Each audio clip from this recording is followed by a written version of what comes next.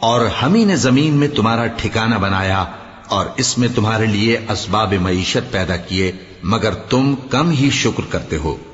اور ہم ہی نے تم کو ابتدا میں مٹی سے پیدا کیا، پھر تمہاری شکل و صورت بنائی، پھر فرشتوں کو حکم دیا کہ آدم کے آگے سجدہ کرو، تو سب نے سجدہ کیا لیکن ابلیس کہ وہ سجدہ کرنے والوں میں شامل نہ ہوا۔ اللہ نے فرمایا، جب میں نے تجھ کو بھی حکم دیا تھا تو کس چیز نے تجھے سجدہ کرنے سے باز رکھا؟ اس نے کہا کہ میں اس سے افضل ہوں، مجھے تو نے آگ سے پیدا کیا ہے اور اسے مٹی سے بنایا ہے۔ فرمایا، تو بہشت سے اتر جا، تجھے شایع نہیں کہ یہاں تکبر کرے، پس نکل جا کہ تو ذلیل لوگوں میں سے ہے۔ اس نے کہا کہ مجھے اس دن تک مہلت عطا فرما جس دن لوگ قبروں سے اٹھائے جائیں گے۔ فرمایا، اچھا، تجھ کو مہلت دی جاتی ہے۔